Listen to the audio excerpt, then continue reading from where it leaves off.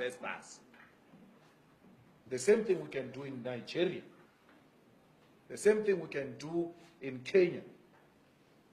We need a borderless continent. We need a continent with one currency.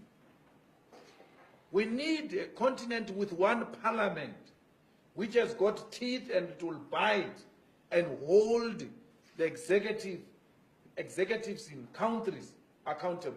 And ultimately, we need one African president. We need United States of Africa.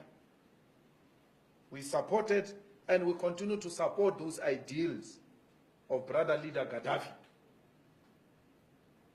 We are following in the footsteps of those leaders. We are not saying they were perfect, some of them, but there are a lot of teachings that come from our leaders in the continent which we can follow because we think they will unite us.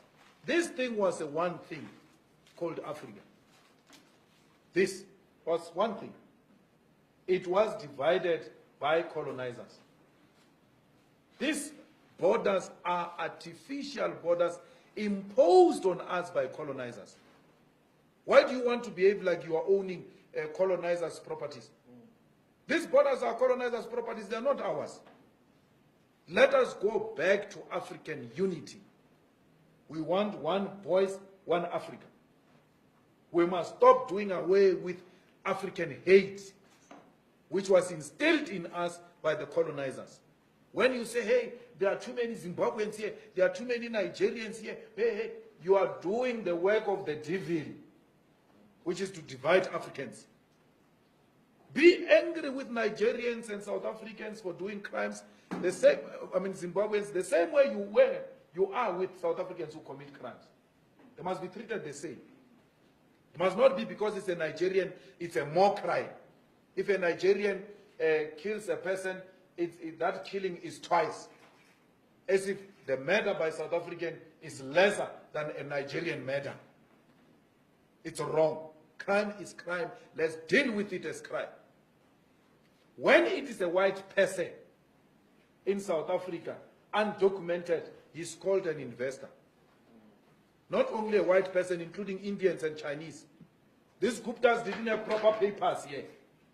These Guptas didn't have proper papers. No one dared called them Kwerekweres. No one. But if it was my African brothers, we're going to be called Kwerekweres because they don't have papers. Self-hate. It must come to an end. If it means making the EFF lose votes for that, let it lose votes. Lose votes on principle. Not on political expediency of wanting to appeal. This country belongs to Africans in the same way Nigeria belongs to South Africans. Nigeria is South Africa, South Africa is Nigeria. We are Zimbabweans. We need to do away with this nonsensical idea that was imposed on us by colonizers, by Theresa May ancestors, that we must dislike each other. We must do away with that. Theresa May is coming here to make sure that we continue to hate each other. Look at what we are doing now. We are reclaiming our land in South Africa, saying our people must get the land inspired by our brothers in Zimbabwe. Namibia is following. Let the whole of African continent follow and reclaim our land. That's how we are going to gain our independence. And through the ownership of the continental land, we shall then have a true one South Africa. We are unable to unite because we are divided along colonial lines, Francophones and Anglophones. We need to do away with that. We need to love our African brothers in America when they are being slaughtered, in London when they are being slaughtered. They need to know that we love them here in South Africa. They remain our brothers. Love each other everywhere else where you find one another. Protect each other, Africans, because we are in the receiving end of capitalism. Capitalism inherently, it is racist. That's why it's targeting blacks everywhere else where blacks are found. So we need to do away with that.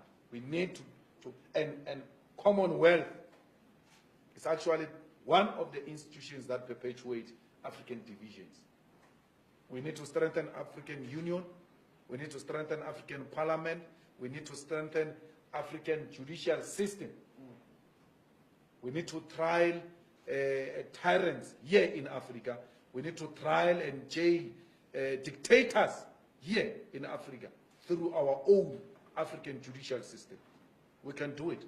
We don't need imperialists to come and tell us how we can conduct our affairs in this continent. For that we shall be hated.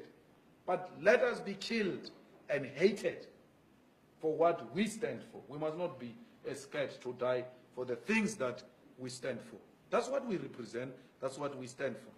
And not being scared to die. I saw a Muruti that Kenneth Misho say, Malema is always surrendered by bodyguards and all that. Not being scared to die doesn't mean you must live a reckless life. Because any leader that lives a reckless life and doesn't protect himself, that leader will compromise the revolution. We need to protect our leadership. But if death comes, Malema must not ask for forgiveness. Malema must tell them, kill me, dog. That's what we are here to do. Kill me. Kill me for what I represent. Those should be the last words when you die as a revolutionary. Die with your boots on. Die not apologizing, because the enemy one day will tell the story of your life and they will say these were the last words. The last words of a revolutionary must inspire generations to come to continue the fight for a total economic emancipation of the African continent. Thank you very much.